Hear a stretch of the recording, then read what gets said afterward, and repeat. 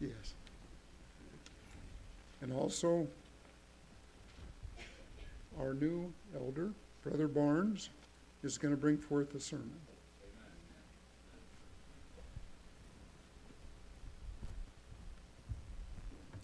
Good morning, church.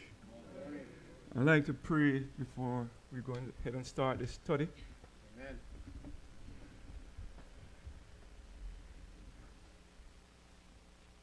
Dear Father in heaven, I lift up my heart to you. There are many things that I have in my mind that I think I'm prepared to say. But Lord, without your power, without your mercies, it will be a jumbled of words. So I pray again, Father, that the words of my mouth, the meditation that we are having in our hearts, Lord, please, I ask for blessing this morning. And I ask for mercies upon us. We're your children.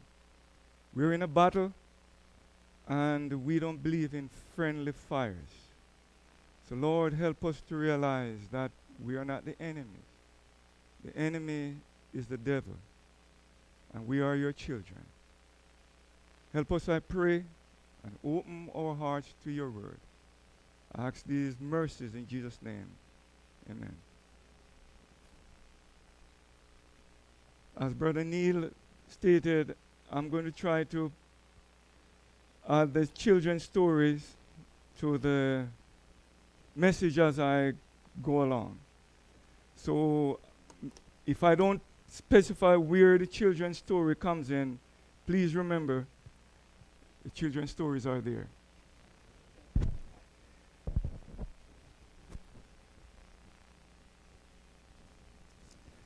I have this Bible. It's a big Bible, not because my eyes are going bad, but because when I was looking for a Bible that I could use to study, I went to the ABC, and for all the Bibles that I saw, I felt this one was the good one. The reason for it, it has margins that I can write in it. It has the writings of Ellen White commenting on the text on most of the pages. It has a concordance. It has meaning to words. So I decided that I'll get this Bible. I need to find the way to heaven. You know, I was brought up in the Seventh-day Adventist Church. My grandfather, who was born, as I said some time ago in one of the study we had, he was born in 1889. And he became a Seventh-day Adventist from reading a book. He went over a friend's home one evening and he saw a book, A Day in the Life of Prophecy. And he borrowed the book, and it so happened that he turned to a part in Daniel. And it just so happened that it turned to a part where it said, the wise would understand, but the fools would not understand. And he was looking at it. He was a religious person. His father was religious. They went to church, but he had no idea what he was reading. So he classified himself then as a fool.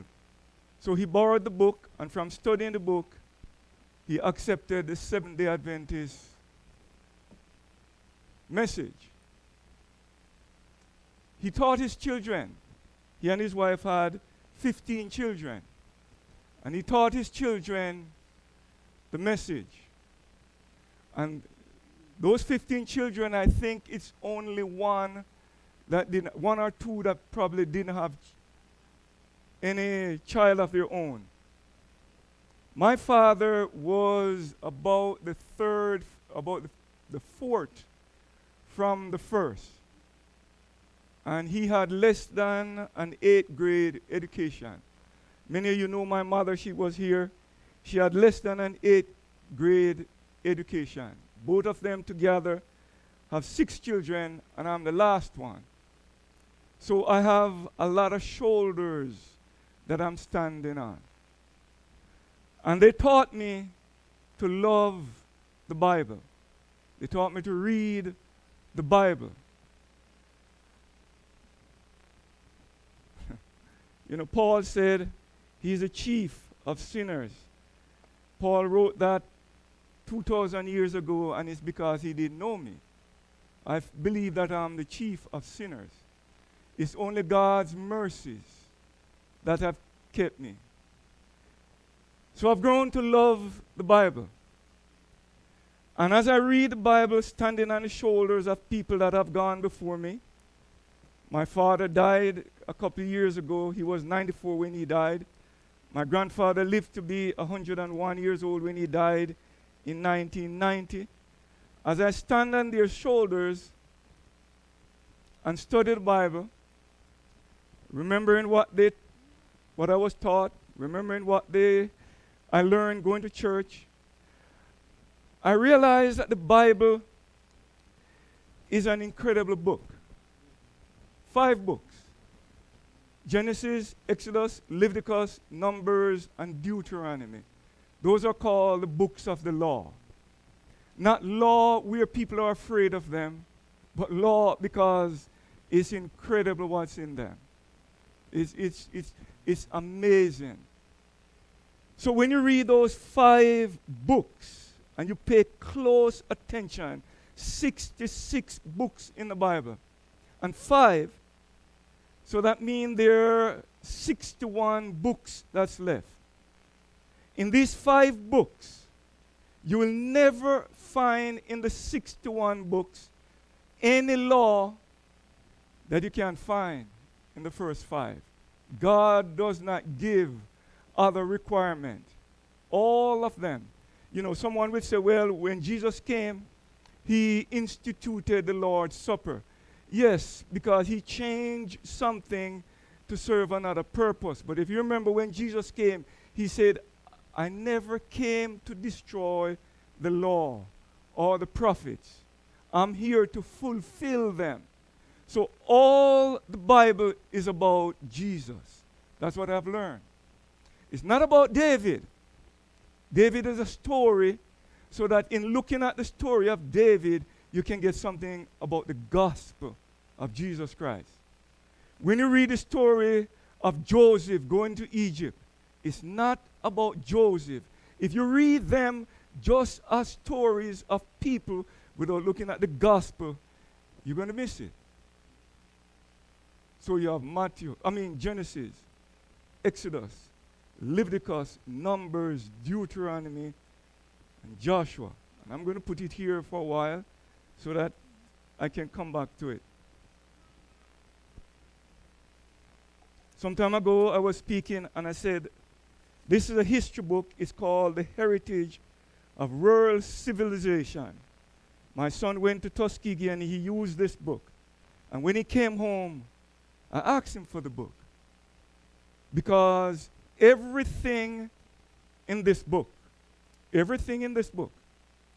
I can find it in Daniel chapter 2, 7 through 12. Everything. So I take this book and I look up names in the Bible and I can find the names. I can find the different nations going right through, and it's in here. So if there's a conflict in the way they interpret this information, I go with what's written here.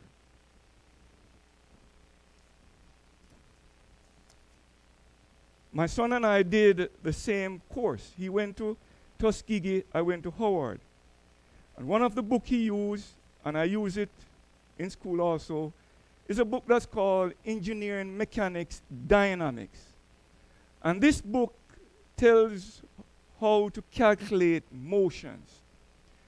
You can calculate how, for instance, if you have just a string with say an object at the end and you whirl it around, it tells you how to calculate the force in that string, that if you're spinning something, just holding it and spinning it, it tells you how to calculate the force that that weight would generate on the string so that the string would not break.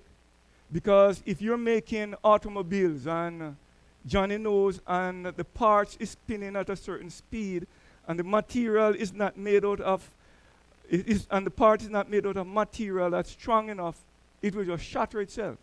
So this book tells the people how to calculate motion. You can calculate the motion of the cars. For instance, if a car is driving at a path, going around a corner, and it's going at a certain speed, it tells you how to calculate all the path that the car is going through. It tells you how to calculate if a ship is sailing on the ocean, you know, how you need to make a ship that when you put the load in it, it doesn't sink. If a bird is flying, it tells, or an airplane, it can tell you how to design the wings so that the airplane can fly without crashing. It's amazing. All of the information here is in Genesis. You see, God said, let birds fly in the midst of the heavens. When God said, let the birds fly, there were no birds. So when God said, let the birds fly, he not only created birds, he created the laws that govern motion and flight. So all the information in here is in the book of Genesis.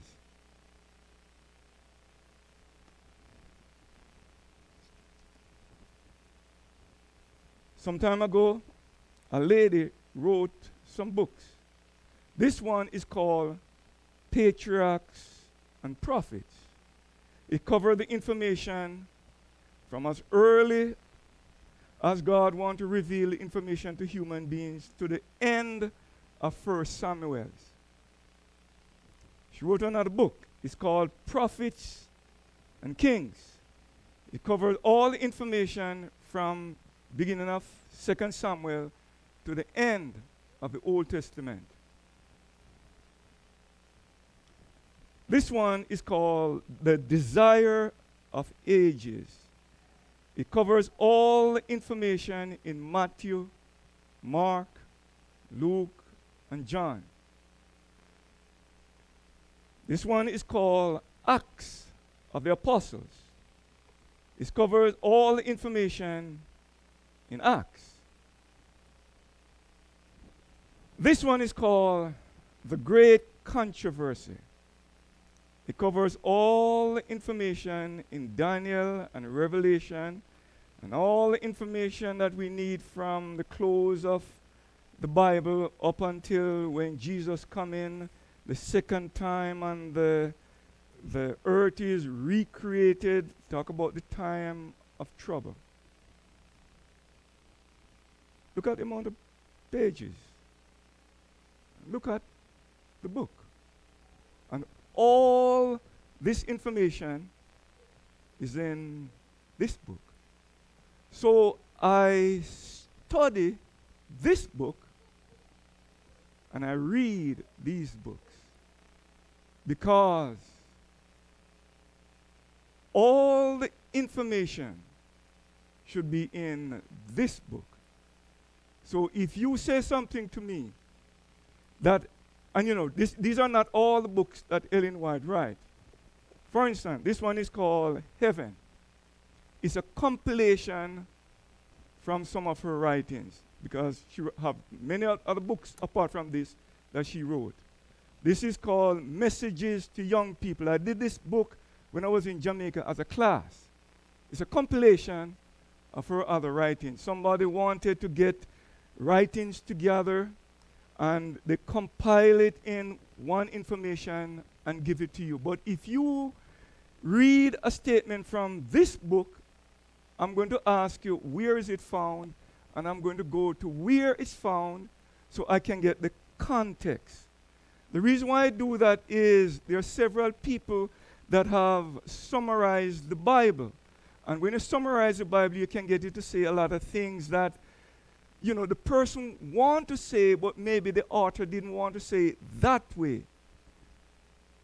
There's another book that I have here. It's called Christian Service. It's a compilation of some of her writings. There's another one I have here that's called Child Guidance. Children, obey your parents, for this is right. honor thy father and thy mother, that thy days may be long upon the land which the Lord thy God giveth thee. When I was young, all they have to do is just look at me and I would obey. But when my children came on, I needed a whole book to get them to understand that. So she compiled the book. But I cannot read anything in these books that's not in her actual writing, because these are compilation, and sometimes when you compile it, the person who is compiling it can make their own statement in it. So I want to make sure that their conclusion is in this one. But then when I look in this one, I want to make sure it's according to this one.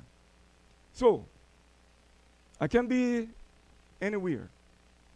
And there could be a book that Ellen White wrote that I've never seen in my life. There could be a compilation that I've never heard about. And a person make a statement, and when they make the statement, without knowing if she wrote that statement, where it's written, I can have an idea if that statement is accurately being quoted. You know why? It has to be with this book. See, it has to be with this book. So that's the way that I would study. So just to give you an idea, and remember, the title of the sermon or the study is a timeline, and then how you can understand the Bible. So I'm going to turn to Matthew chapter 19.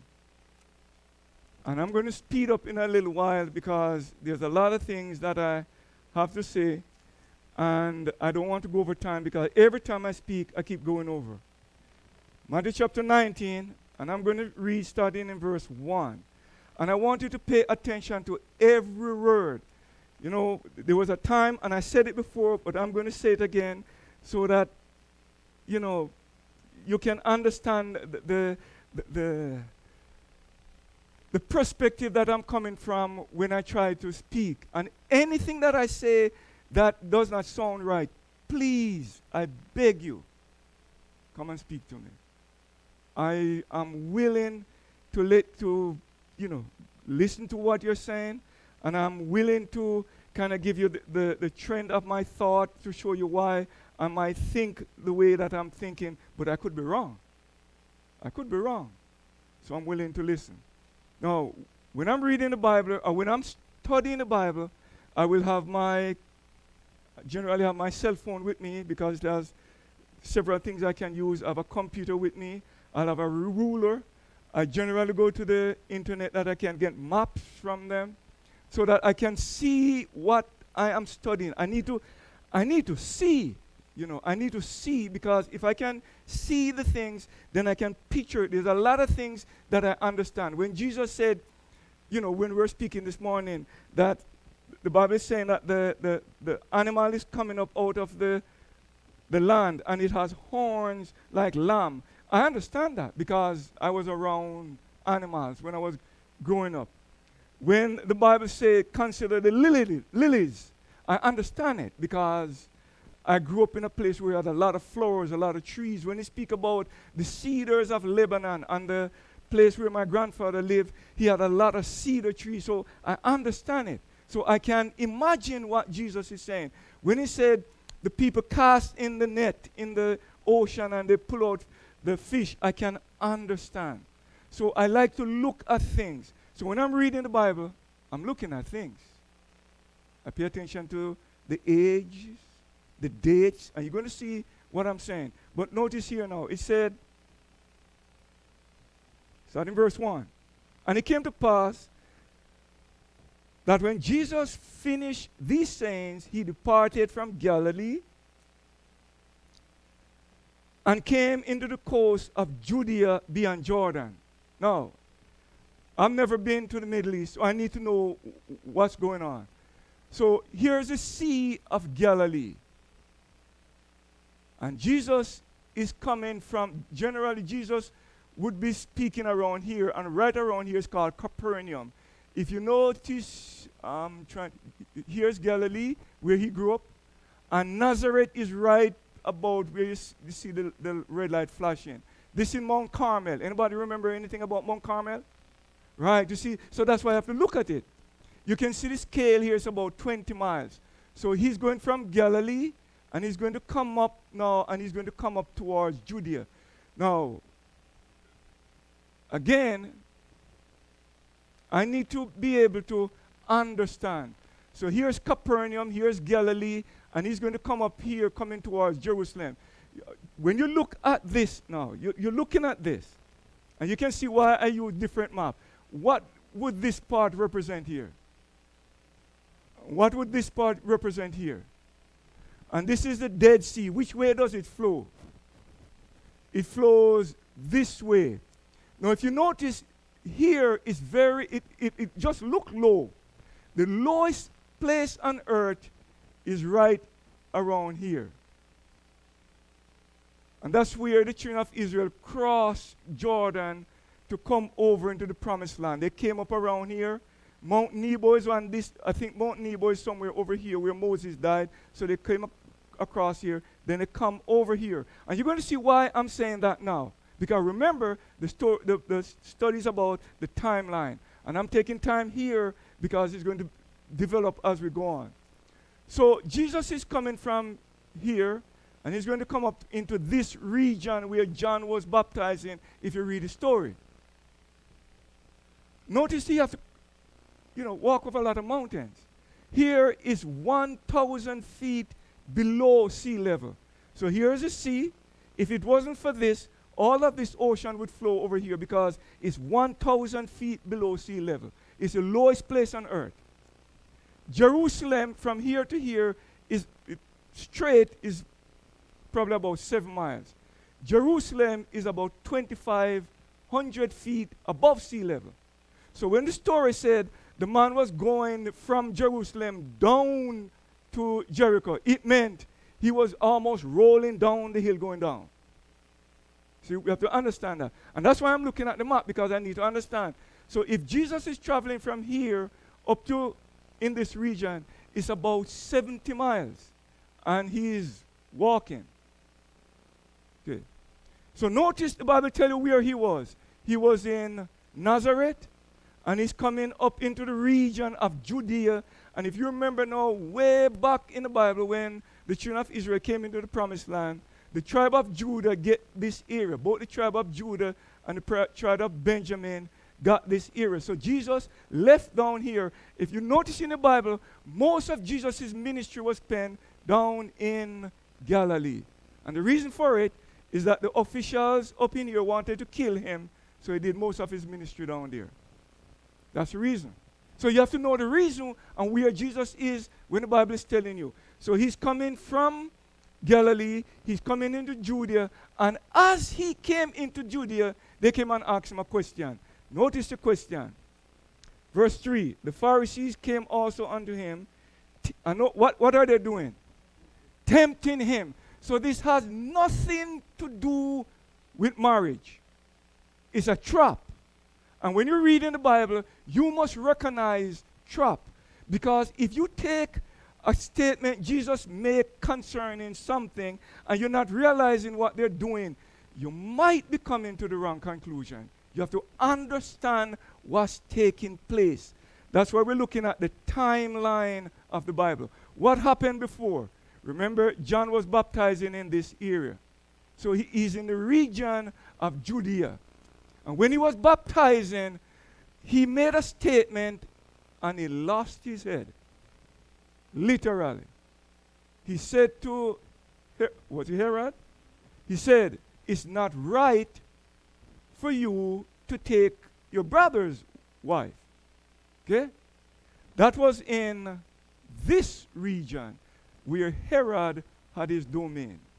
So Jesus is asked question based on where he is located. I hope you're understanding. Because if you read the Bible and just read the question and not looking at where Jesus is, you're not understanding what's taking place. So as he came up here, they decided now, we want to kill him. But we don't want our hands to get dirty. We're going to get Herod to kill him. So they asked him the same question concerning what caused John to be killed. So they said, the Pharisees came also unto him, tempting him, saying unto him, is it lawful for a man to put away his wife? And what did they say? For any cause. You know, you get up one morning and you look at her and say, I don't like you. You divorce. So they came and asked a question. Now, my question would be, where should Jesus go to get the answer? You see, you have to think the way now the people thinking, because you're going to miss the point. God gave the people the Bible, and all information is in the Bible. But the people started saying, we can't understand the Bible. So someone would make a comment on the Bible. And as the years go by, that person would die, and then their disciples would come up, and they would make comment on the comment that was on the Bible. So by the time you get to the time of Jesus, nobody was reading the Bible. And nobody was reading the comment. Nobody was even reading the comment that was on the comment. They were reading the comment that was on the comment, that was on the comment, that was on the comment, on the comment. And we get the scribes and the Pharisees. So notice, the scribes and Pharisees is asking a question. Why would you ask a question about marriage? Because you see, they sit down and they come up with reasons that people could get divorced. So they went back to the Bible and said, okay, God said it this way, but we think it this way, and this is the way God was saying it. And you can't read what God was saying, because when he was speaking to Moses, Moses spoke the old type of Hebrew, and we speak modern Hebrew, and not even that now. We're in under the Romans, and we speak Greek and Latin, and you can't understand Hebrew, so you can't really read the Bible for yourself. You need to go to you can't go to the comment. You can't go to the comment of the comment. You need to go to whatever you can find, even your own idea, because they're trying to trap him. Because any comment he makes now is wrong. And now he's in the region where Herod is, and if you speak that you can't divorce your wife, or you should divorce your wife, or how you should divorce your wife, or why you should divorce your wife, all we have to do is tell Herod, and you're dead. So it had nothing to do with marriage. But notice Jesus' answer. He said, and he answered and said unto them, have ye not read? That means they could read. They could read the Hebrew. That he which made them at where? So notice, Jesus didn't go to what Isaiah said. He didn't go to what Jeremiah said. He never used an example from David or Solomon, which we today use. You tell somebody about marriage, they say about Solomon had 700 wives and 300 concubines. Notice, Jesus went to none of them. He did not even go to what he said to Moses. What did he say? At the beginning, he made them male and female, and said, for this cause shall a man leave his father and his mother, and cleave unto his wife, and the twain shall be one flesh. Now, this is not a sermon on marriage. It's a sermon, is a study on the timeline in the Bible. This is 4,000 years after creation. And he went back to Genesis chapter 2. I can establish all my belief in two chapters in the Bible. Genesis 1, Genesis 2. That's all I need. The others are just additional information. Chapter 3 is needed for me to understand why I should eat vegetables. Wherefore, they are no more twain, but one flesh. What therefore God had joined together, let no man put asunder. And he was able to disarm them. Then we have some comments now in Matthew chapter 22. So go to Matthew chapter 22. And in Matthew chapter 22, It's very, very interesting. This is how it looks in my Bible. If you come now to verse 15, it said, Then went the Pharisees and took counsel how they might entangle him in his talk. And they sent unto him their disciple with who? Who are the Herodians? Anybody who know what the Herodians are? It should kind of give you the name from the first part of it, Herod. Saying, Master, we know that thou art true. Was that true what they were saying? That's true. But they were telling a lie because they didn't believe it. You see that? Okay. And teacheth the way of God in truth. If they were thinking that in truth, they would not ask the question they were going to ask. Again, so you have to recognize what they're doing. If you don't recognize what they're doing, you're not recognizing the answer. Neither regarded, neither carest thou for any man. That means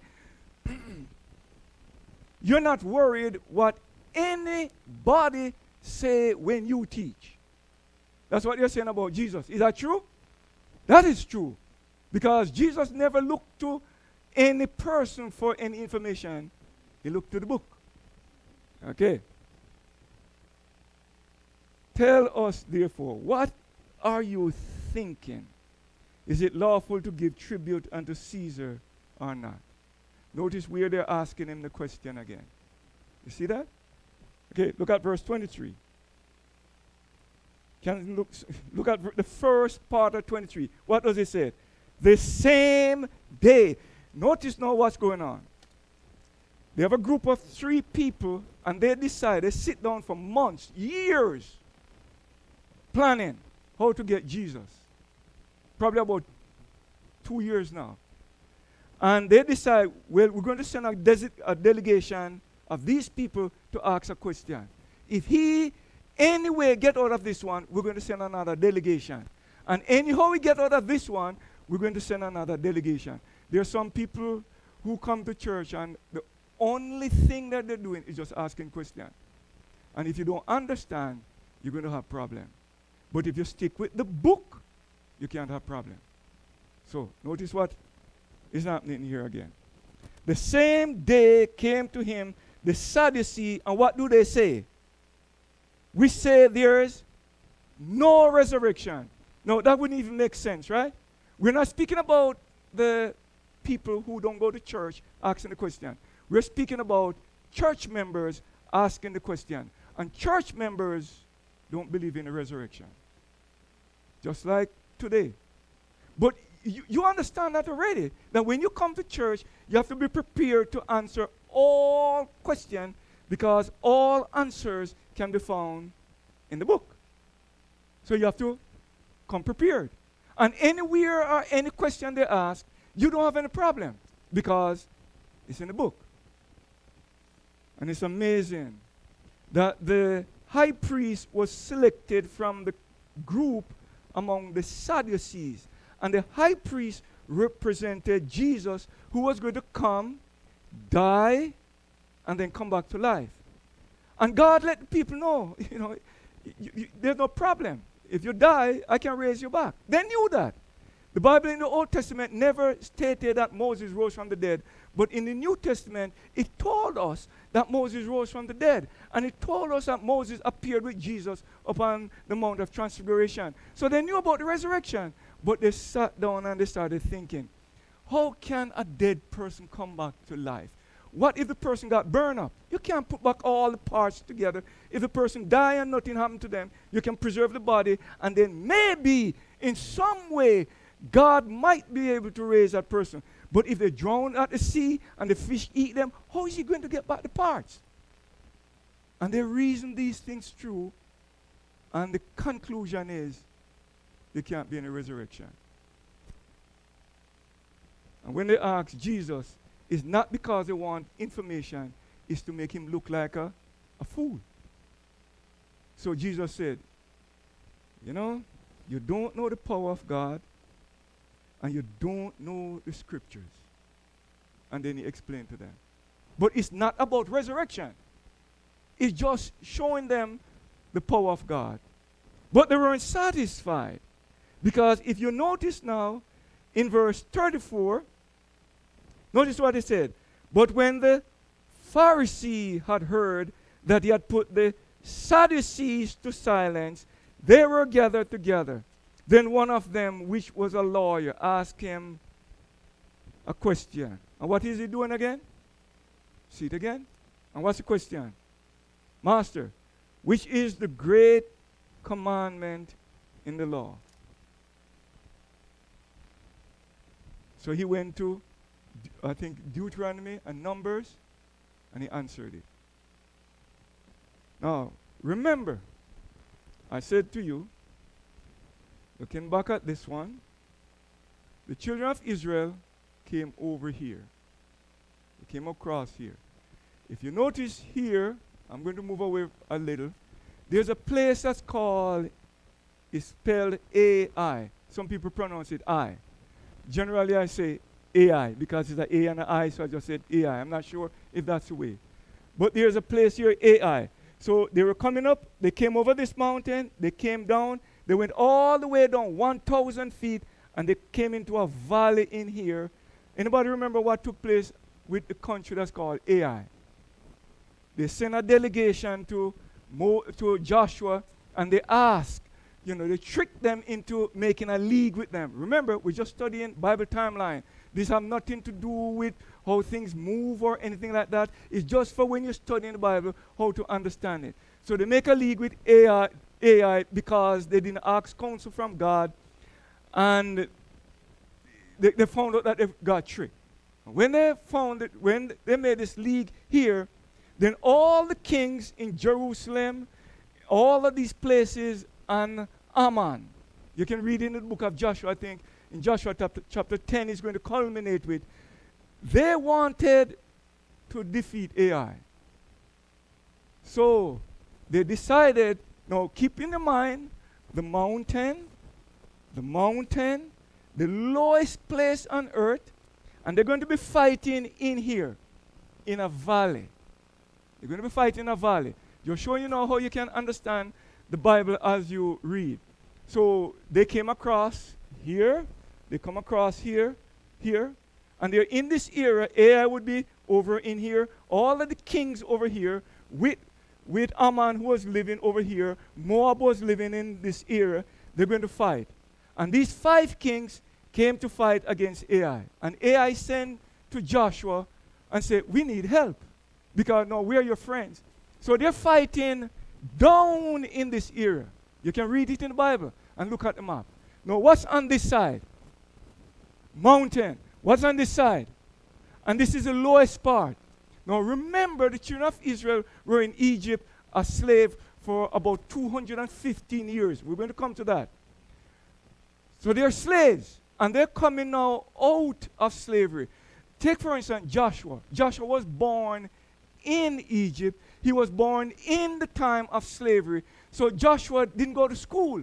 How do we know that? You can now think about the slavery in the United States. You didn't send them to school and get them educated. So these were uneducated people, right? Moses was educated because he was in Pharaoh's house. So think of these people now. Think of me. I went to the doctor the other day. And, I went to university. But I got up one morning and I didn't feel that well. So I said to Annette, I'm not feeling well. And I didn't feel like eating. And I tried to eat. And I went to bed early the night because, and I don't go to bed early. And I went to bed early. It was like about 7 o'clock. I mean, that's strange. And I went to bed and I got up. And I didn't feel right. And I jumped right. And I jumped up out of bed. And I throwed up so much I thought I was going to die. I went to school. I didn't have an idea what was going on. But because I thought I was going to die, I said, Lord, help me, something wrong in my stomach. Now, do you believe God answered that prayer? Why? I didn't say, Lord, it's my intestine not functioning right with my heart and the digestive system not working right. I didn't have to explain it that way, right? All I have to say, Lord, help me. My stomach is hurting. And my stomach start about here and they end right here. That's what I think. All of this is stomach. But if something go wrong, next time it's my chest. And if something go wrong, it can be my kidneys, because to me, I never look inside. I went to school. But now, think of slaves. They don't know anything. They don't understand things. They are slaves. They're just coming out, but they believe in God. So they're fighting a war. Over here is the west. Over here is the east. Over here is the west. They're fighting a war. And there are 5 kings. And it's taking them a long time to defeat all these 5 kings. And these are nations more mighty than they are. And they're fighting. And it's getting to the evening. And Joshua said, we can come back and fight tomorrow. Because they're going to regroup. It's going to be more difficult. So down here, 1,000 feet down, 2,500 feet up. So from down here to the top here is 3,500 feet. And the sun, according to how he's looking at it, because he don't understand motion like me, he don't understand the geography like me, all he's knowing is that the sun seems to be going behind the mountain. That's what he's seeing. Now, if you go back to this one, here's the place that's called Gibeon, at the top of the mountain. So let me go back to this now. Just imagine where Gibeon is. Right here is Gibeon. So he's fighting. So the mountain, the highest part of that part is up here, and the sun is coming across. To his mind, the sun is going behind the mountain. Right? Because when I was in Jamaica, we had 2 radio stations. And the boat radio station was in Kingston. And if you know the island of Jamaica, it lies east, west. So when they're giving the weather report and sunrise and sunset, Kingston is over here and Montego Bay is over here. So they say the sun is going to rise in Kingston such and such a time. The sun will set in Montego Bay such and such a time. And for 22 years living in Jamaica, that's what we say. The sun rise in Kingston and set in Montego Bay. Now, when I came to the United States and they say the sun is going to rise over, I said, no, it rises in Kingston. And he said, in Montego Bay. How are you going to change it? And I've been living in Jamaica for 20 years and I see that. But you see, I went to school and I understand. But Joshua didn't understand. So Joshua said, son, remain. And where did he say should remain? You remember the place? He said, son, remain on Gibeon. That means by don't go behind it. But the sun is not going behind it. It's just that he is so low that if the sun continue, the shadow from Gibeon, 3,500 feet way up in the air, is going to block it. That's all he said. Joshua is not giving a study on the motion of the earth, the motion of the moon, the motion of the stars. All his concern is he needed to defeat the 5 kings. That's all. And if you miss the point, and you use that for anything else, you're missing the point. Just as how you missed the point when the people came to Jesus and said, should we give tribute to Caesar or not? If you miss the point, you're not going to understand what's taking place in the Bible. And it's going to cause a problem. It's not a study on dynamics. He's not studying dynamics now. All he's trying to do is to defeat the enemy. Now, in the book of Genesis chapter 5, Genesis chapter 11, if you take the names, for instance, I prepare a PowerPoint and I'm looking at the age of the earth. If you take your Bible and notice all the texts are here. And the Bible said when Adam was 130 years old, he had a son by the name of Seth. And Seth came on to replace who? Abel, who Cain had killed. Now, when I'm reading that and say 130 years old, I said, why didn't God tell me how old he was when he had Cain and Abel? But he didn't.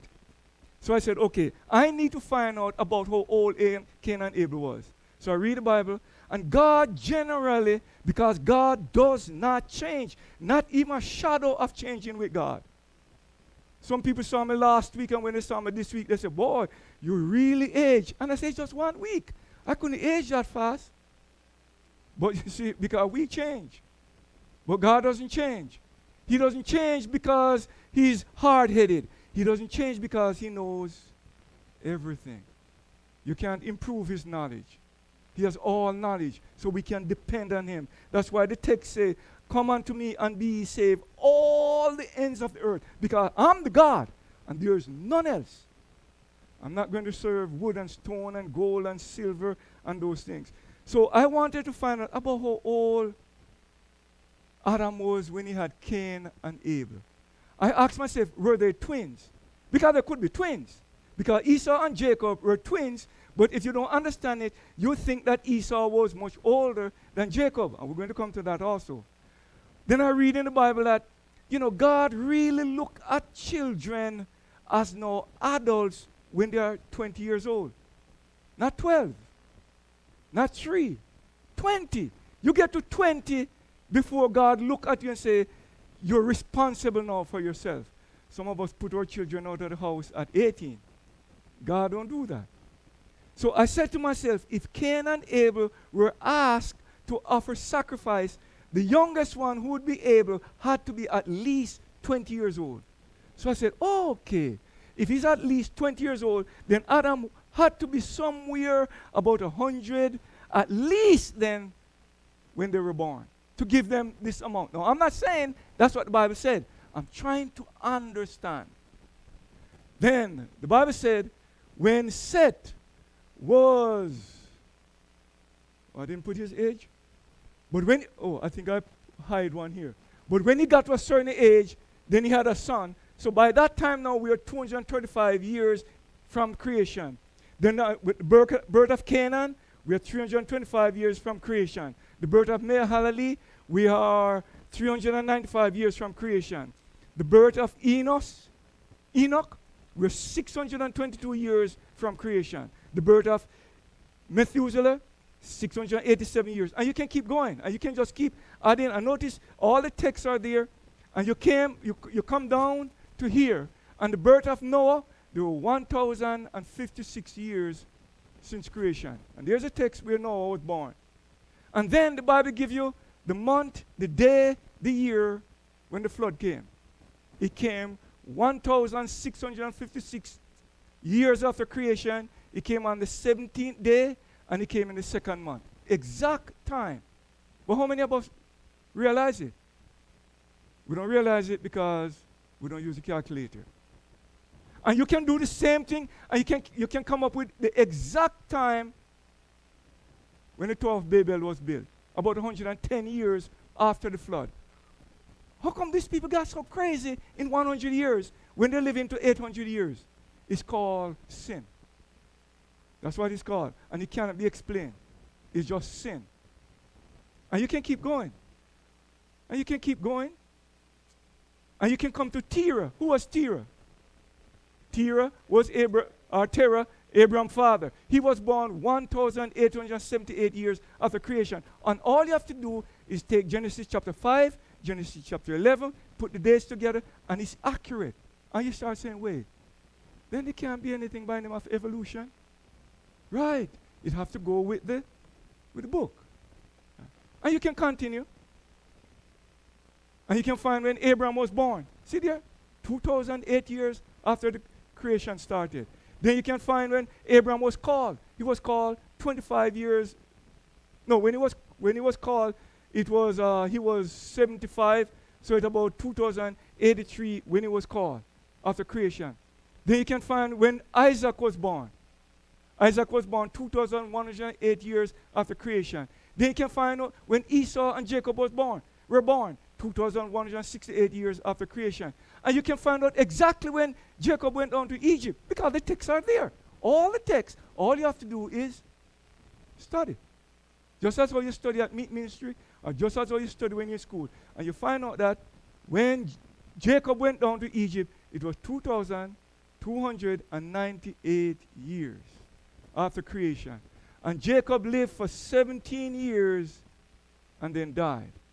And Joseph lived for an additional about 65 years and died. So just the book of Genesis covered over 2,400 years. There's no book in the Bible that covered that period. So if I'm going to study, and I don't have time to study, all I have to do is study the book of Genesis. I study more than 3/4 of the Bible.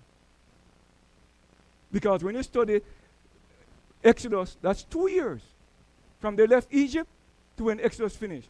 Deuteronomy, Leviticus and Numbers is just a trip when you're going through. And Deuteronomy is less than a month before Moses died. And when you study now Joshua, Judges, Ruth, all of those books put together is not even half of the time period in Exodus. You know, on Wednesday night, we were studying one Wednesday night. And I asked the question, how old was Jacob and Esau when they wanted to kill one another? And I wrote down the number. Some people say 35. Some people said 26. But it's in the book. It's in the book. You know how old he was? 77 years old. Right. It's in the book. It's just that we don't even look at it. The dates, everything is given. For instance, when Jacob went down to Egypt, he was one. Sorry, I shrink this one because I wanted everything to fit on the screen. When Jacob went down to Egypt, how old was he? Because Pharaoh asked him. You remember? Pharaoh said, how old are you? And he said, the years of the days of my life have not reached to the years of the days of the life of my fathers. I'm 130 years old. So when Jacob went down to Egypt, he was 130 years old. How old was Joseph when he came out of prison? The Bible tells us he was 30 years old. Then we had a famine, we had a plenty, and we had 2 years of famine. All of that is by the time you get to Genesis, 45? So when Jacob went down to Egypt, he's 130. Joseph at the same time was 39. So when Joseph was born, Jacob was 91 years old. But you remember, Jacob had run away from home. How long did he stay in Padan Aram? 20 years. He spent 14 years for the 2 wives and 6 years for the cattle. And at the end of the 14th year, and the Bible tells us exactly, I don't just want to go a little faster, I don't have the time there. He told us exactly that when he finished spending the 14 years, he wanted to go home. So if you take 14 from 91, what do you get? 77 years old. So Jacob served 7 years for the first wife. Never have any children. Then they tricked him and give him the wrong wife, but he still get the other wife. In 1 week later, and in 6 years, he had 11 sons. It's in the book. It's right there in the book. So when you hear Rachel saying, if you don't give me children, I'm going to die. Abraham waited 25 years. She still could wait. But she didn't want to wait. So what did she do? She decided to help God. And we end up with all the problems we have. So I'm going to look at the people who are alive at the same time. Here it is. All these people alive at the same time. Here is Adam. That's the amount of time he lived. He lived 930 years. Here is Seth. Again, when he was born, Adam was 130. I just put it on and just use Excel and do it. Because I want to be able to study my Bible to see how God answers prayer. I'm trying to find out how is it that God not answering my prayer. So I need to see how God answers prayer because God does not change. He's the same God. So if I can find out how God answers prayer, maybe I'll understand why my life seems so hard, why it seems so difficult, why I have to work like this and somebody can't help me. You can hear my accent. As I said, I'm from Jamaica. And I was going to school when I came over here in Michigan. And my parents, you hear me say, they weren't rich.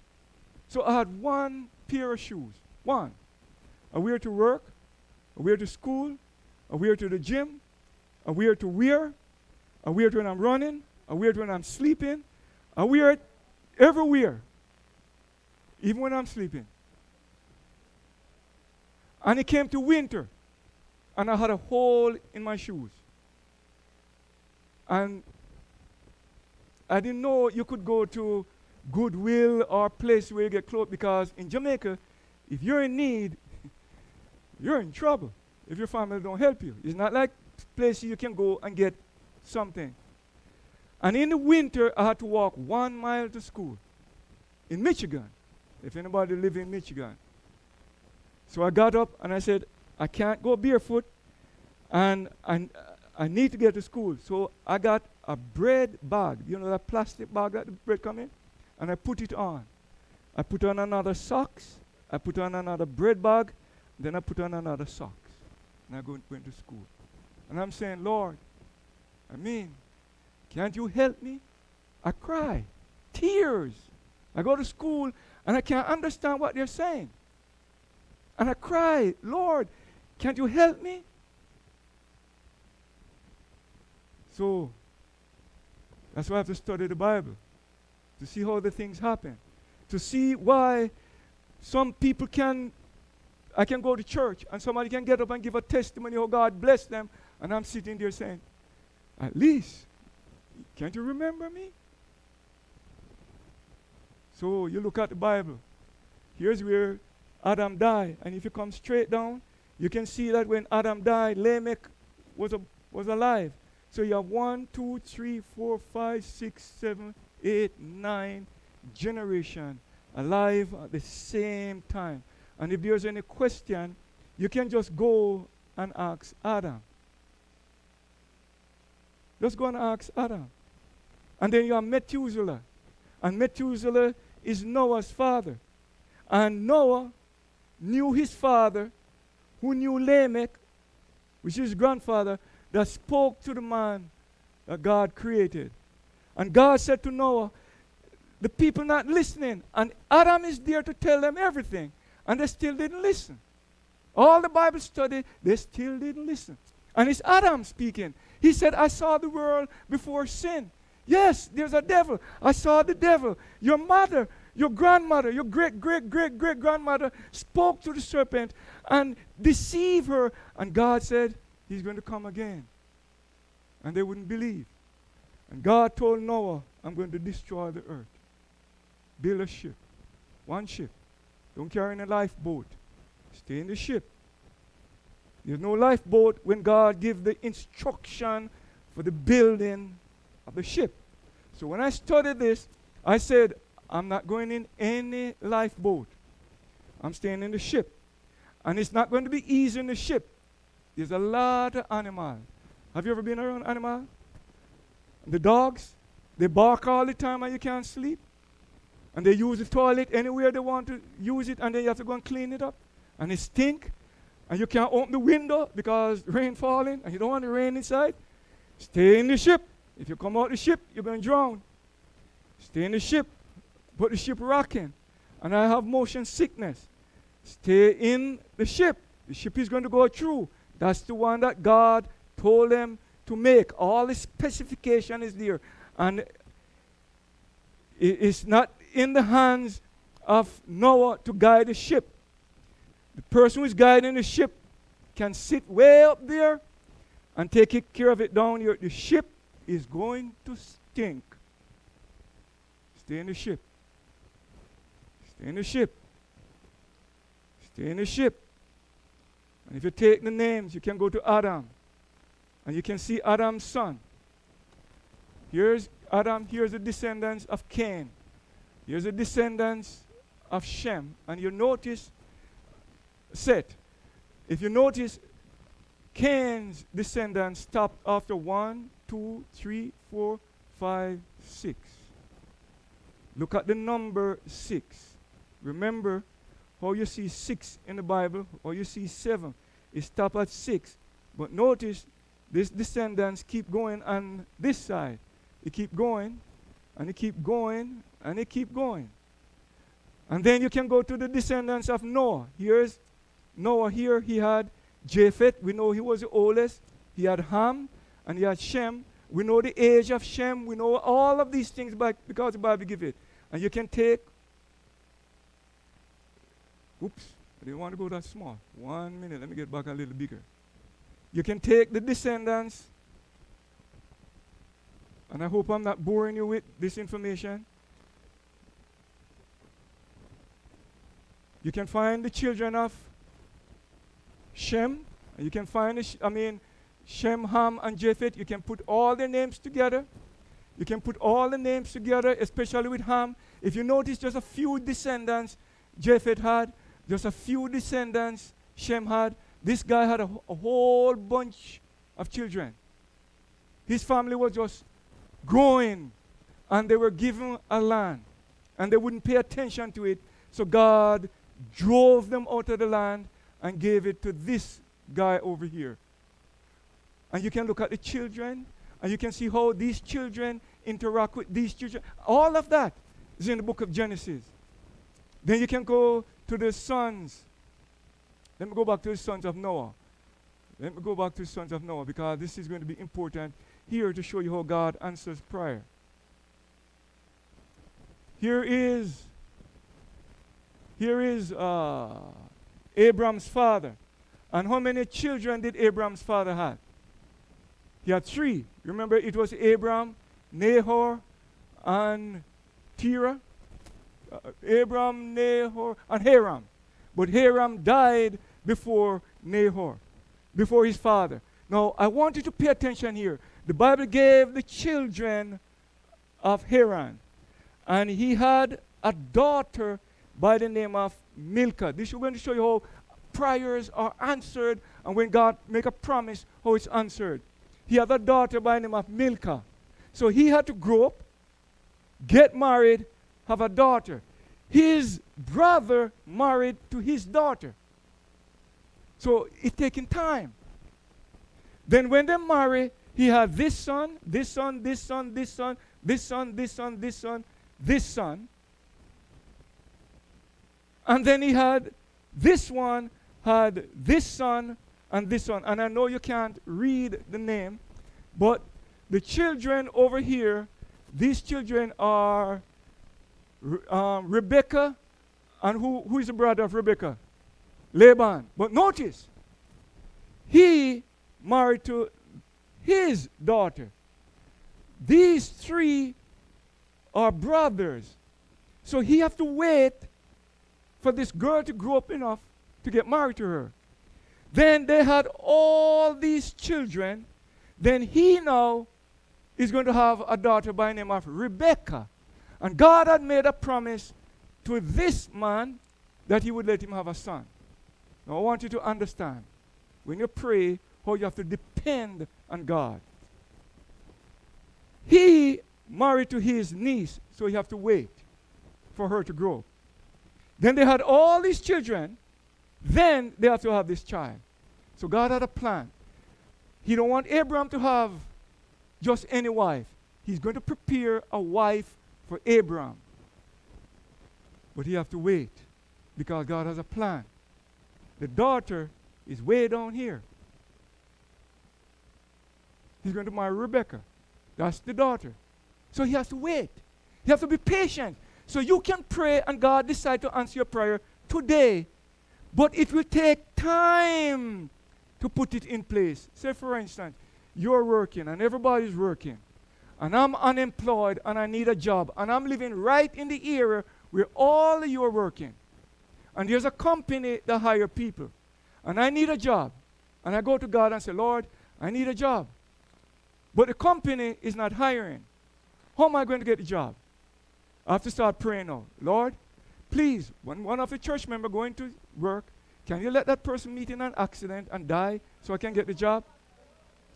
Right, you can't pray like that. So God now must work out how he's going to answer your prayer. And God don't love you less than all of these people over here who are depending, who have children they are dependent on. And you need a prayer to be answered. I have never seen where the windows open and gold pour down. God used human beings to help human beings. That's how God works. So God is going to prepare the wife for Abraham. It takes time. And you must be willing to help somebody, because when I pray and need help, it could be now that God is going to move on you to help me, or God is going to move on me to help you. And if I don't do it, then you'll have to wait and get somebody else.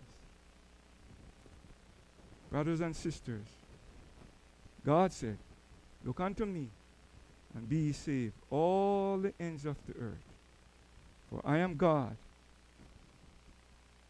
and there's none beside me. I'm going to go back to the PowerPoint because I'm going to try to cut it short. And it's not going to be short, but I'm going to try to cut it short. It's almost 1:45.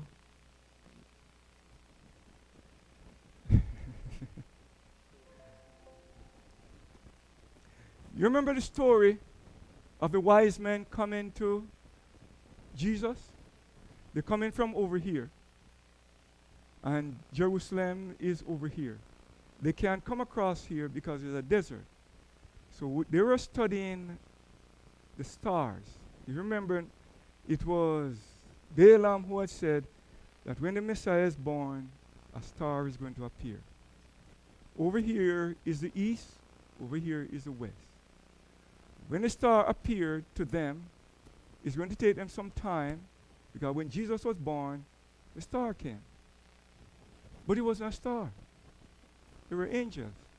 But the Bible called it star because they didn't know that. They just saw a light and they said star. They didn't do a study on it to see what it is. It just said star.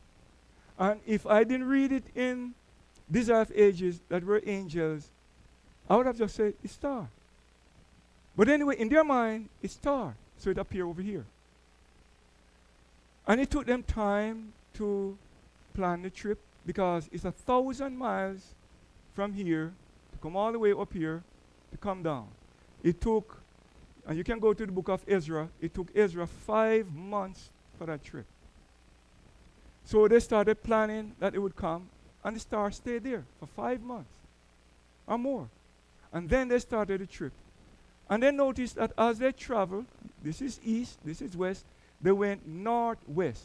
Now, if you look at the sky, and you can do it, if you look at the sky and look at the motion of things that move around in the sky, they don't go from north to south. They always go from east to west. But this star didn't go from east to west. It went north, west.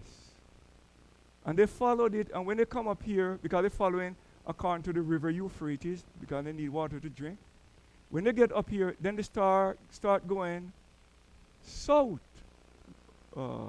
southwest, and they come down. But if you look at where Jerusalem is here, and then Bethlehem, where Jesus was born, was down here. So when it came down southwest, then it stopped over the temple, and they inquired. And you remember the story? And every year, everybody get it wrong. Because sometimes, and I notice the people in Tennessee, they still get it wrong. How do I know that? He said, where was Jesus born? In a manger. Matthew chapter 2, verse 11. And when they were come into the house. And most of you know that. But he wasn't in a manger. And every year, they put the wise men in manger. Every year they do it. And I'm saying that's not right, because it's in the book.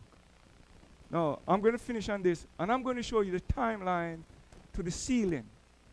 Because if you understand the timeline to the sealing in the Old Testament, you're going to understand the timeline to our sealing. In the days of Hezekiah, and you can see it in the Bible, Hezekiah was 25 years old when he became king. He reigned 29 years. And the Bible tells us about the story of Hezekiah. And he had an interesting story with something about the sun again. And it speaks about sundial. Anybody have ever seen a sundial? Okay, so you know how a sundial works. And because of Hezekiah and what he did, God said that everything in Israel, Jerusalem, Judea, was going to end up in Babylon. So God gave the warning here. Notice, God always warned.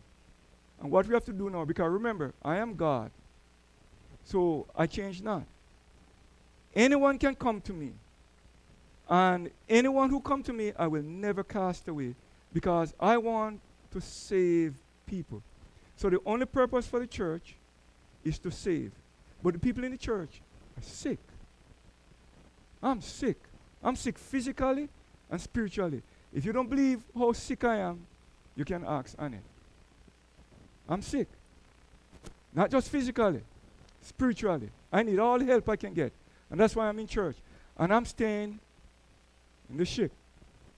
So God told Hezekiah, and Hezekiah wasn't too concerned because God said, you know, I'm not going to let it come in your days, but later. So Hezekiah had a son who was Manasseh. Notice, 25 years. He was 29 years old when he became king. He reigned for 25 years. Then Manasseh came on. Sorry, this was the age. The one in red is the age. Manasseh became king when he was 12 years old. He reigned for 55 years. So you can add it up, 29 plus 55. When Manasseh came, you can look in this book, 2 Kings. God said, I'm going to destroy this place because you're not listening. And Manasseh did so much evil that God allowed him to be captured. Then he prayed, and God restored him. So he should have repented. But they didn't do it. They didn't listen. And when Manasseh died, his son Amon became king. He reigned 2 months. They still didn't listen. So Josiah became king. And who was Josiah? Remember him? He was the one who found the book. And he gave the age when he found it, 18 years old. And he died because he didn't listen. He got killed by the king of Egypt. He went out and got involved in something that he shouldn't have got involved with. Then, after that, you have Jehoiaz. He served 3 months. And then now we're going to have these last two guys. And God keep warning. And God keep pleading.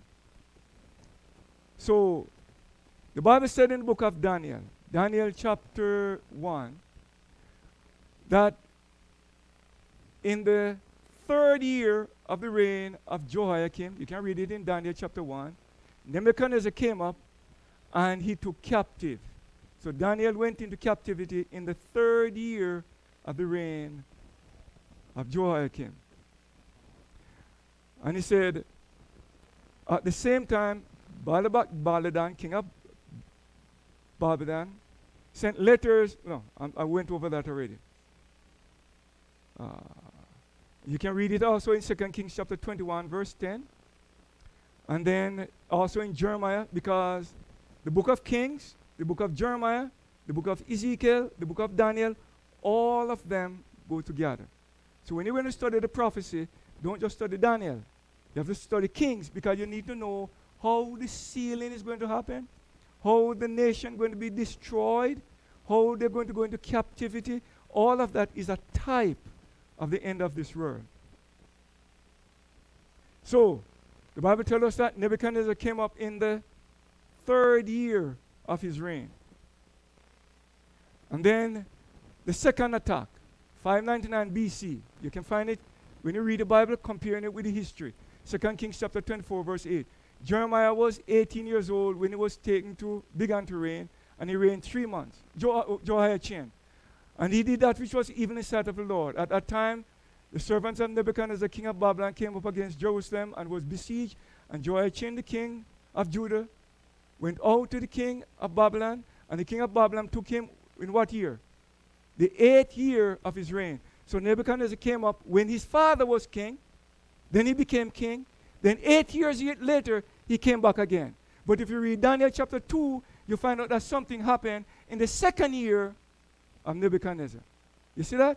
So the story about the image took place right 6 years before this incident. 6 years before the second attack. You understand? Okay.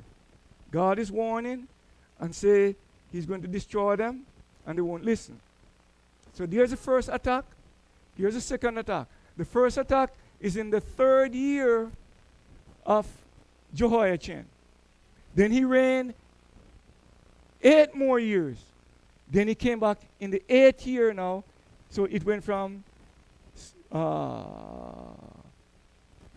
606 BC. Oh, I don't have that date. And now he's coming back in 598 BC when he come back the second time.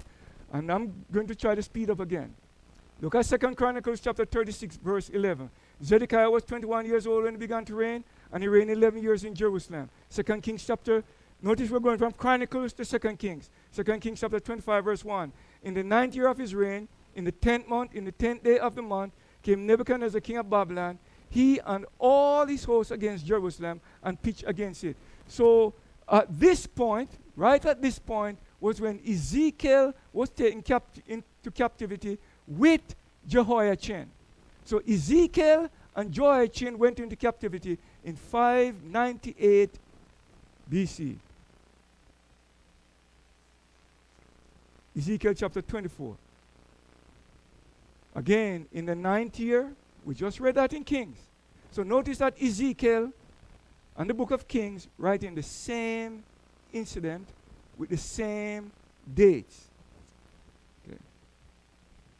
So that's the place where Nebuchadnezzar came up the first time. That's the place where he came the second time.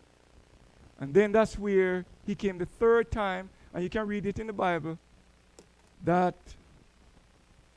Nebuchadnezzar took and burned Jerusalem in the 19th year of his reign. Now remember, Ezekiel was taken captive at this point. And we're going to see it now, right at this point here.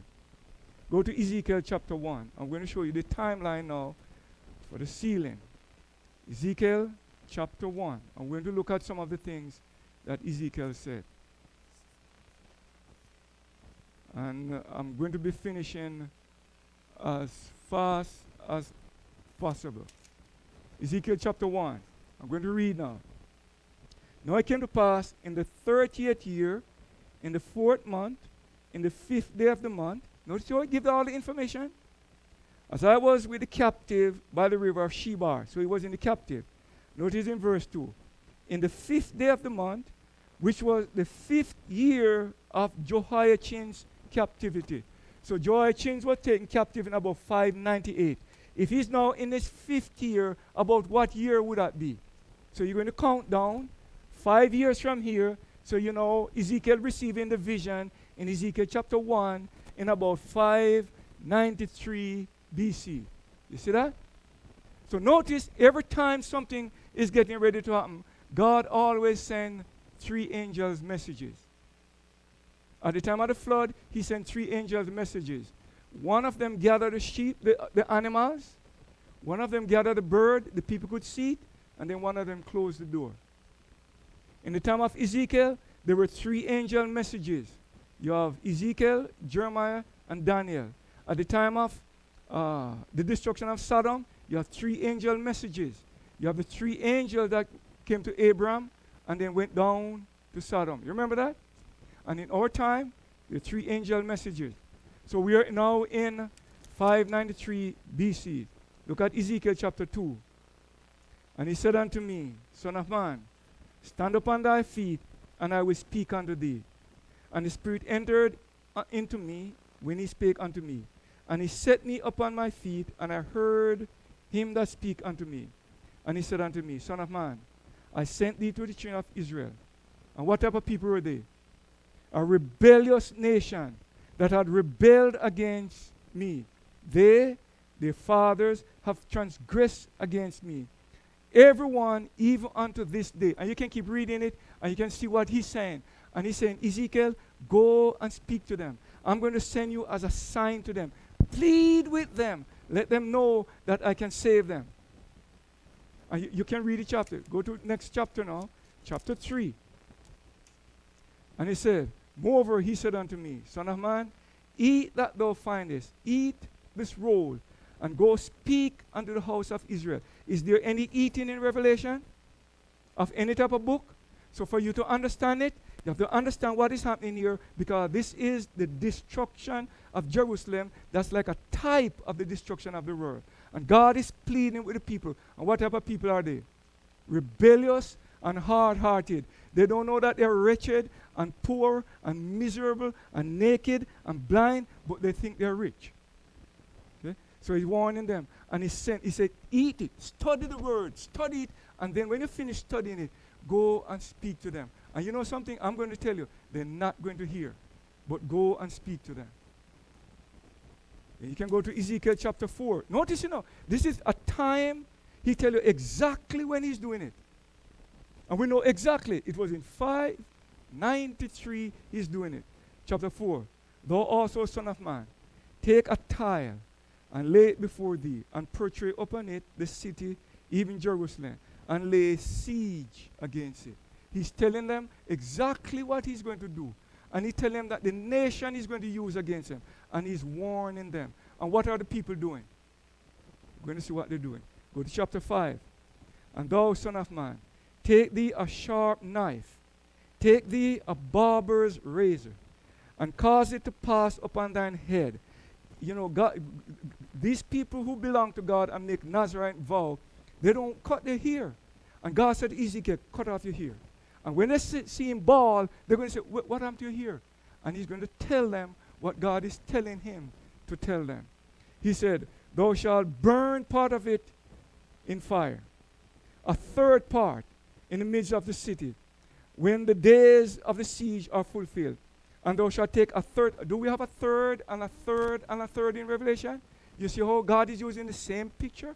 Because he's portraying something to us for us to understand the type and the antitype. Go to chapter 6. And the word of the Lord came unto me, saying, Son of man, set thy face toward the mountain of Israel, and prophesy against the mountain of Israel. Is there any mountain that's in Revelation? Okay? And it goes down to verse 8. Notice what he said. Yet will I leave a what? A remnant. We have any remnant in Revelation? You see how God is portraying it? Stay in the ship. Okay? You can look at chapter 7. Moreover, the word of the Lord came unto me, saying, also thou son of man, thus saith the Lord God unto the land of Israel, and end is come. See now? We come to it now. They're not listening. Because Ezekiel told you, it's a 30-year period, and then there's a 5-year period, and they're not listening. So the end is come. Now is the end come upon thee, and I will set mine anger against thee. Is there anywhere in Revelation that God is going to pour the wrath of his anger? Okay. So you see, we know.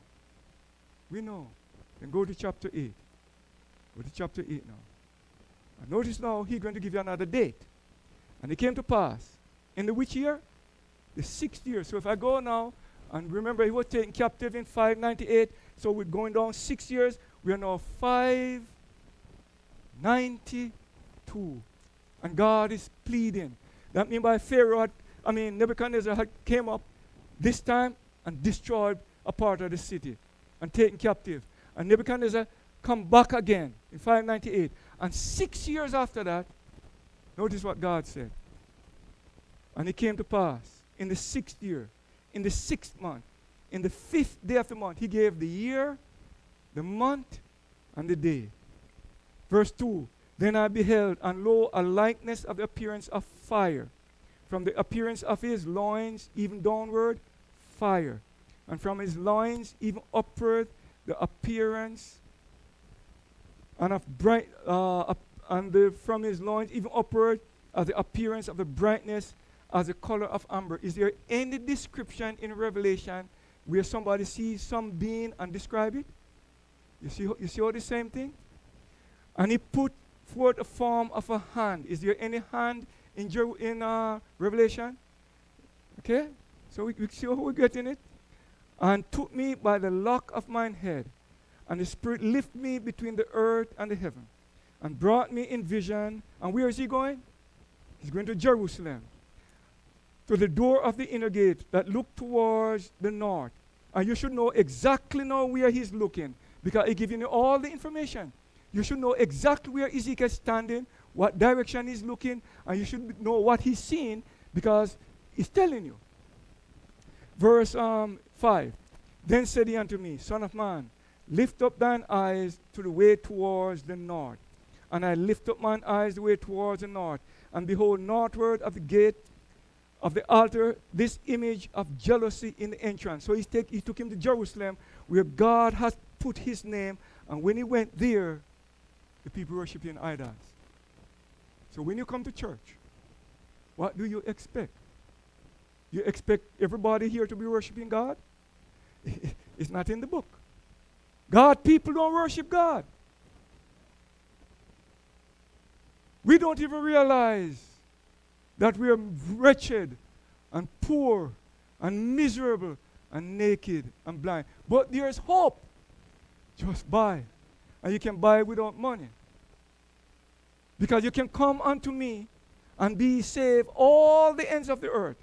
Because I'm God, and there's nobody else that can save you. So he keeps showing him. He said now, verse 7, and he brought me to the door of the court, and you should know exactly where Ezekiel is. And when I looked, behold, a hole in the wall. Then said he unto me, Son of man, dig now in the wall. And when I dig in the wall, behold, a door. And he said unto me, Go in, and behold, the wicked abomination that they do here.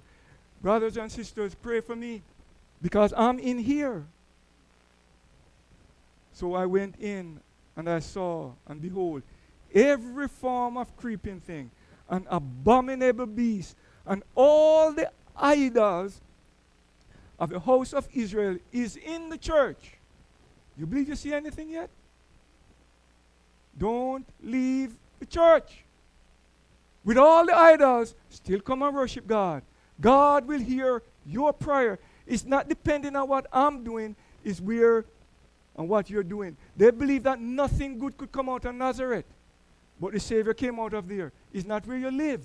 It's where your heart focusing. Don't lay up for yourself treasures on earth. Lay up for yourself treasures in heaven. When you come to church, don't look to people. Look to God and be saved. Verse 13. Then he said unto me, Turn thee yet again, and thou shalt see what type of abomination greater than these. Then he brought me into the door of the gate of the Lord's house, which was towards the north. And behold, there sat women, and they were weeping for Tammuz. Then said he unto me, Hast thou seen this, O son of man? Turn thee yet again, and thou shalt see greater. How can it be greater? How can it be greater? And he brought me into the inner court of the Lord's house. He's inside now. And behold, at the door of the temple of the Lord, between the porch and the altar, were about 25 men, with their backs toward the temple of the Lord. They turned their back on God, and their face towards the east. They were worshiping the sun. So they were having Sunday worship. Then in chapter 9, he cried also in mine ears with a loud voice, saying, Cause them that have the charge over the city to draw near, and every man with his destroying weapon in his hand. And behold, 6 men came from the way of the higher gate, which was towards the north. And every man had a slaughtering weapon in his hand. And one man among them was clothed with linen, with a writer's inkhorn in his side. And they went in and stood beside the brazen altar. Is there anywhere in Revelation where you see somebody standing by the brazen altar? And the glory of the Lord God of Israel was gone up from the cherub, whereupon he was to the threshold of the house. And he called to the man clothed with linen. You see anywhere in Revelation where somebody is in linen? Clothed in linen, with the writer's inkhorn by his side.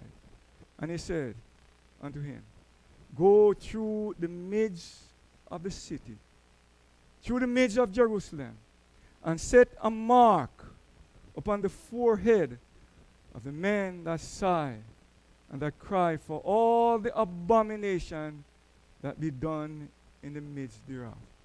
So what are you doing? Are you praying for the problems that you see in the church? Or are you magnifying the problems?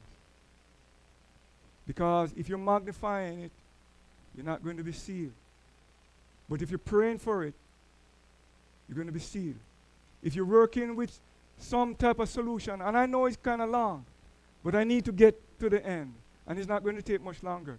If you're working to destroy the church, you are lost. But if you're working and crying for the abomination that you're seeing, and crying tears out of your eyes for God to save sinners like me, you're going to be saved. Because a book of remembrance is going to be written for you. Verse 5. Verse 4. Oh, verse 5. And to the other he said in mine hearing, go ye after him through the city, and smite. Let not your eyes spear, neither have any pity. Slay utterly old and young, both maidens and little children, and women. But come not near anyone who is marked, and begin in my sanctuary. And if you read in the New Testament, it says judgment shall start at the house of God. Brothers and sisters, it doesn't mean that judgment is going to start with the Seventh-day Adventist church. That's not what it means. It means it's going to start with the leaders in the Seventh-day Adventist church. What do you expect? God said the leaders are doing wrong. And if the leaders are doing wrong, it's not your business to lead the sheep somewhere else. There's one fold and one shepherd. There's only one. There's no lifeboat. The leaders will go astray. You don't go with the leaders. You keep your eyes fixed on Jesus.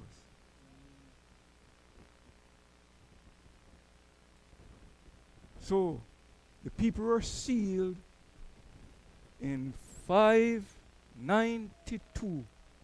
And you can read it in the Bible. In 590 to 599, the Bible let us know, it gives us the day, the month, and the year. I'm trying to go from memory now, but you saw the text before. That it said that Nebuchadnezzar have laid siege to Jerusalem. And then the city was burned. The city was burned 5 years later, after the sealing. The city was burned 5 years after the sealing. You believe Jesus is coming? And there's going to be a sealing before he comes? You better be ready. Thank you very much.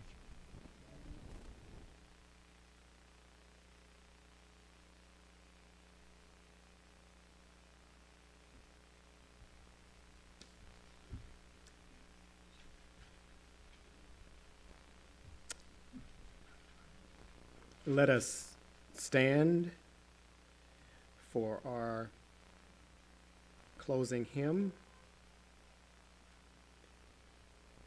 Number 185, Jesus is all the world to me.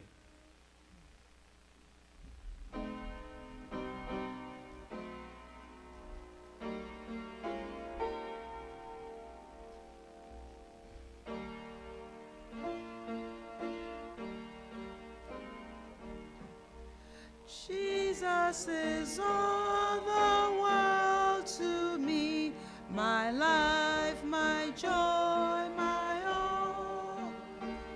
He is my strength from day to day. Without him I would fall.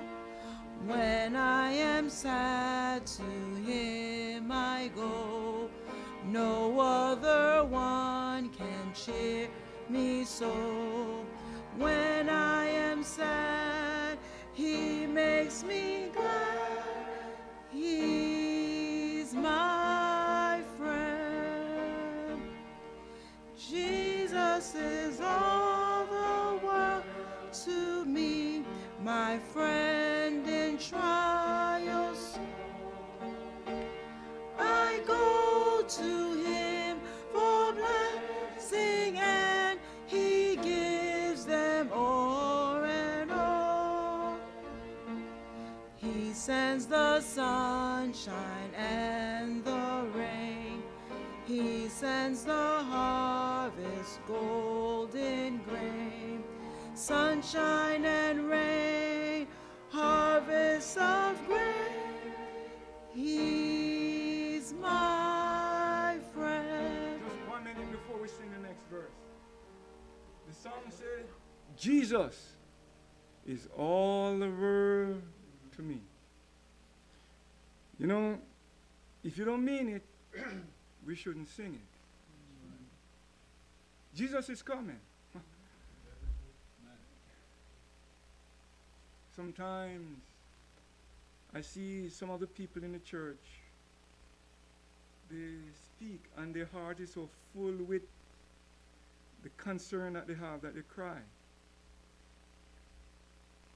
You know, you're going to take probably some time, but you're going to see some of the pain that Annette and I go through. We have children just like others.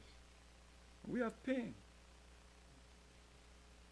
When we come to church, you know, you might see happiness on our faces, but there's incredible pain. Sometimes I lie down on the bed and I wish that Jesus could come. And any one of you who have children, you know, even if the children are small, you speak to them and they're not listening, and you say, Lord, if they're not listening now. But God loves us. He gave everything for us to be saved.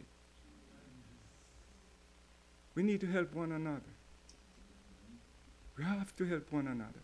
That's the only way we're going to make it. We have to help one another. If you try to make it individually, you're not going to make it. We have to help one another. I had to call on several of our church members this week just to talk to them. They might not realizing when I just might send a text. I'm talking to, I have no family here, just Annette. All my families are somewhere else. So this is my family. I used to fight with my brother. For 20 years we fight. And I left Jamaica to come to the United States. And I cried tears every day because I wanted to see him. Let's cry together instead of fighting one another. Amen. That's the only way we'll make it. It's coming. It's coming. And you know, you read it in the books. You read it in the books. So as we sing the next two verses, believe it. Jesus is all the world to me. Let's keep our eyes on Jesus. Let's keep our eyes on Jesus. Because if we look anywhere else, we're going to sink.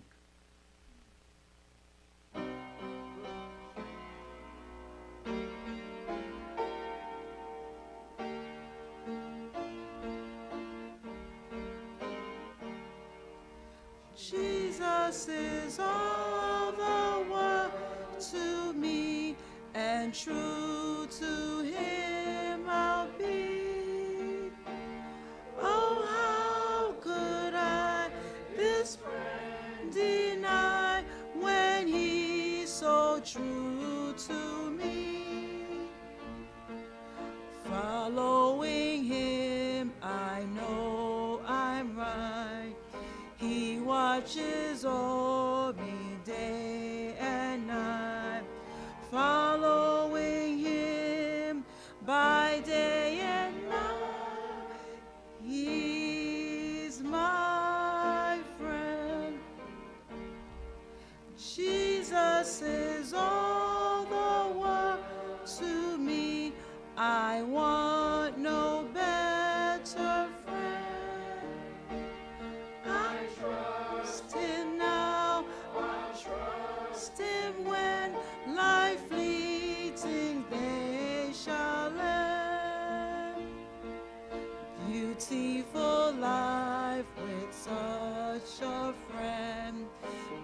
beautiful life that has no end. Eternal life, eternal joy. He's my friend.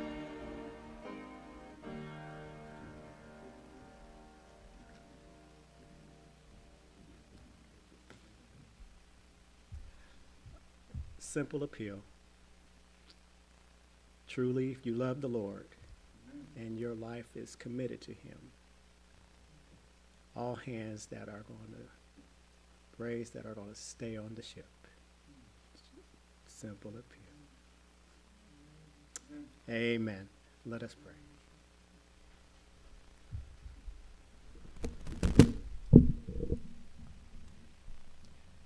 Heavenly Father, we truly thank you for sending your manservant by to see that it is you who laid the plans, fulfilled all that was spoken of, and yet we've come to the latter end of the prophecy. We thank you for opening our eyes to light that if we have never saw it, we saw it today. And we all pray that you will keep us, all that we have committed unto thee, truly against that great day. Because we know there is no other God beside thee, a just and Savior. There is none beside thee. So we look unto thee, who is able to keep us from falling and to present us faultless before the presence of your glory. To the only wise God and Savior be glory and majesty, dominion and power, both now and forever. Amen.